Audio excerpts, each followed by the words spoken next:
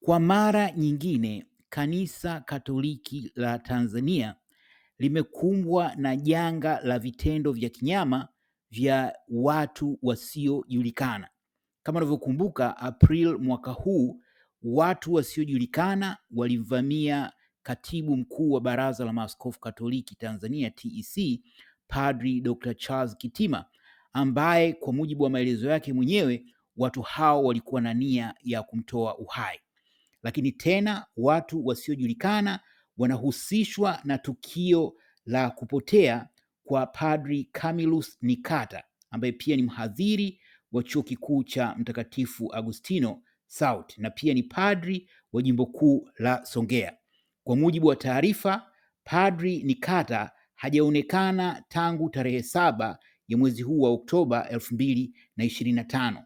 Kwa maana ya leo tarehe 17 zimetimia siku 10 kamili tangu apotee, ambapo kupotea kwake kwa baadhi kunahusishwa na genge hilo la watu wasiojulikana. Na askofu mkuu wa jimbo la Songea Damian Dennis Dalu alieleza kwamba Padri Nikata alikuwa ametoka Dodoma ambako alihudhuria mafunzo ya kiroho kwa mapadri wanaofundisha katika vyuo vya kanisa, mafunzo yaliyoandaliwa na TEC, yani Baraza la Maaskofu Katoliki Tanzania, na taarifa zinaonyesha kwamba alikuwa pamoja na padri mwingine wa jimbo hilo.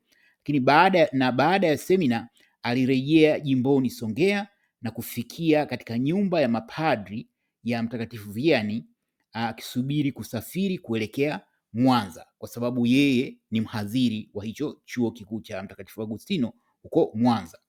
Na maelezo ni kwamba Padri Nikata alipanga kusafiri asubuhi ya Oktoba 8 kwa kutumia basi la kampuni ya Superfeo na alishanunua tiketi kwa ajili ya safari hiyo. Lakini jioni ya siku hiyo wahudumu wa nyumba ya mapadri waligundua kuwa bado yupo katika eneo hilo au angalau hakusafiri kama ilivyopangwa. Mizigo yake aliyokuwa ameiandaa kwa ajili ya safari ilikuwa bado ipo chumbani na mlango ulikuwa umefungwa, lakini ufunguo haukuwa umerudishwa. Hali hiyo ilizua taharuki na juhudi za kumtafuta kwa simu hazikufua dafu. Wenzake waliokuwa wakikaa naye pia hawakuwa na taarifa yoyote kuhusu alipoelekea. Kadhalika basi hilo, kampuni ya usafiri ya Superfeo ilithibitisha kuwa Padri Nikata alinunua tiketi lakini hakuwahi kuingia kwenye basi hilo. Na huko Mwanza ambako alitarajiwa kuwasili hakuonekana wala hakuwa na amewasiliana na yoyote kuhusu kufika huko.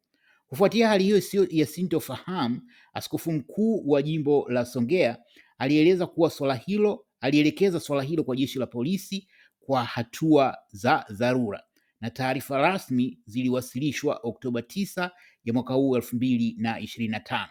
Polisi walithibitisha kupokea taarifa hizo na kuanzisha uchunguzi wa ndani ili kubaini mahali alipo padri huyo na mazingira ya kutoweka kwake.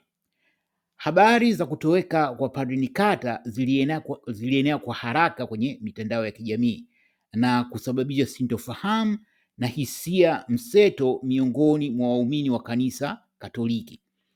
Waumini, wanafunzi wa Chuo Kikuu cha Mtakatifu Agustino pamoja na wananchi kwa ujumla walituma sala na dua wakimtakia apatikane salama, na vyombo vya habari vya ndani na kimataifa vimeripoti kuhusiana na tukio hili.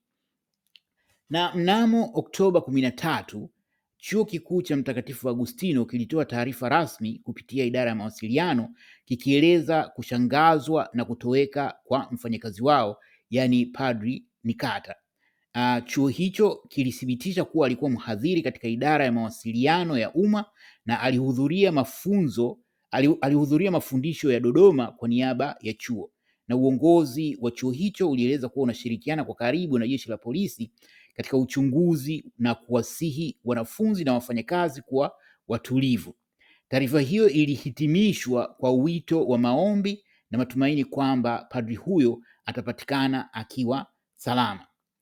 Sasa tukio hili kama nilivyosema awali linafanana na lile lililojiri Aprili 30 ya mwaka huu 2025, ambapo katibu mkuu wa Baraza la Maaskofu Katoliki Padri Dr. Charles Kitima alivamiwa na watu wasiojulikana katika ofisi za taasisi hiyo Kurasini jijini Dar es Salaam, na tukio hilo lilithibitishwa na vyombo mbalimbali ikiwa ni pamoja na kanisa na jeshi la polisi, na pia Father Kitima mwenyewe baada ya kupata nafuu alielezea kwa kina kilichojiri na kutanabaisha jambo ambalo liliwatisha watu wengi, kwamba inavyoelekea kuwa hao watu waliomvamia, yani hao wasiojulikana, walikuwa na lengo la kumtoa uhai.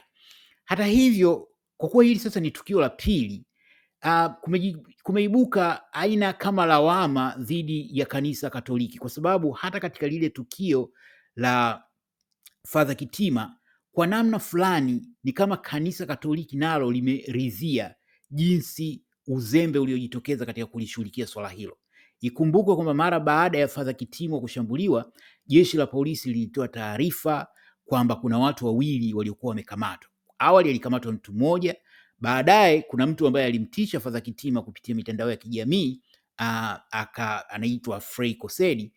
Ilidaiwa na jeshi la polisi kwamba amekamatwa kwa ajili ya mahojiano, lakini mpaka leo, tangu mwezi huo wa 4 na huu ni mwezi wa 10, imepita miezi 6, hakuna taarifa yoyote kuhusiana na waliofanya shambulio hilo. Lakini angalau hao watu wawili kama walikamatwa kweli, walifikishwa mahakamani au waliachiliwa. Kwa hiyo hayo hayakuweza kuelezwa. Sasa kuna baadhi wanaohoji kwa nini kanisa Katoliki ambalo linafahamika kutokana na kuwa na uwezo mkubwa na influence kubwa, kwa nini halijafanya jitihada ya kutosha kulibana jeshi la polisi liwaeleze? Kwa sababu kunahitajika mashinikizo kutoka taasisi zenye nguvu katika kushughulikia hili swala la watu wasiojulikana. Hawa zaidi ya watu 200 ambao inadaiwa wametekwa na watu wasiojulikana, wengi wao ni watu ambao hawana uwezo, hawawezi kusikilizwa. Lakini taasisi kubwa kama kanisa Katoliki inatarajiwa kwamba ikiibana serikali kutaka iipatie maelezo ya kutosha au ieleze uchunguzi umefikia wapi, inaweza kusaidia. Sasa katika hilo la Father Kitima ni kama limepita, hakuna maelezo, hakuna chochote ambacho kinaendelea.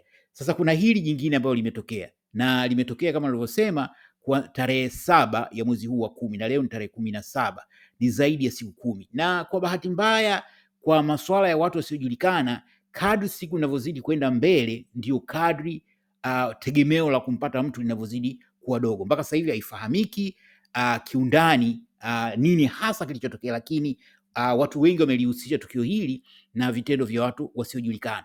Na hata kama matukio haya pengine hayahusiani, na hili ni somo muhimu kwa serikali ambayo kwa 100% imeamua kulitelekeza swala hili janga la watu wasiojulikana, kwa sababu sasa hivi hata mtu kama akipotea kwa mazingira ambayo hayahusiani na swala la watu wasiojulikana, haraka watu wanahitimisha kwamba hao ni watu wasiojulikana waliofanya kitendo hicho.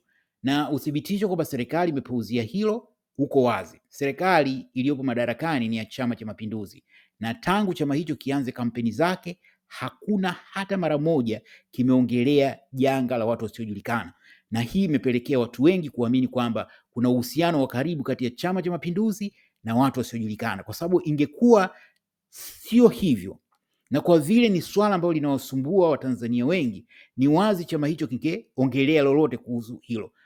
Kampeni zinaelekea ukingoni, lakini mpaka sasa chama hicho hakijagusia kuhusu swala hilo. Kwa hiyo hii ni taarifa ambayo inahusiana na watu wasiojulikana na kanisa Katoliki. Je, una maoni gani kuhusiana na hili? Karibu utoe maoni yako hapo chini kwenye comment. Asanteni na kwaherini.